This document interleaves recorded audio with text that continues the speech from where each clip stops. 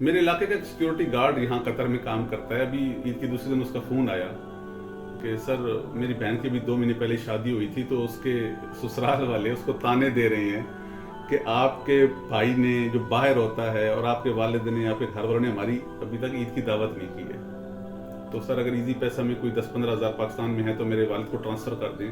بہن کے سسرال کی دعوت بھی کرنی ہے, اس کو عیدی بھی دینی ہے. ہم کیسے لوگ ہیں یار جن سے تعلق واسطہ بن جائے ان کو تانے دے دے کر ان کو باتیں سنا سنا کر مار دیتے ہیں. اگر آپ کی بہو بیٹی کو آپ کے بچوں کو ان کے نانا نانی سے یا چاچوؤں سے یا کسی سے عیدی کم ملی ہے تو تانے نہ دیجیے.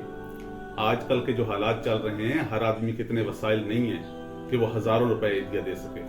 اگر آپ نے زیادہ دی ہے اور انہوں نے کم دی ہے تب بھی تانے دینے کی کون سی بات ہے؟ آپ نے اپنی خوشی سے دی, انہوں نے اپنی خوشی سے دی. آدمی کے حالات ایک جیسے نہیں رہتے ہیں. اچھا آدمی وہ ہے جو اپنے بہن بھائیوں کا, اپنے تعلق داروں کا, جن سے واسطہ بن جائے, نہ صرف ان کی عزت کا خیال کرتا ہے بلکہ ان کے حالات کا بھی خیال کرتا ہے. اس لیے اپنی بہو بیٹیوں کو, بیویوں کو تانے نہ دے کہ تمہارے ماں باپ تو عیدی نہیں بھیجتے, انہوں نے تو یہ نہیں کیا, انہوں نے تو وہ نہیں کیا.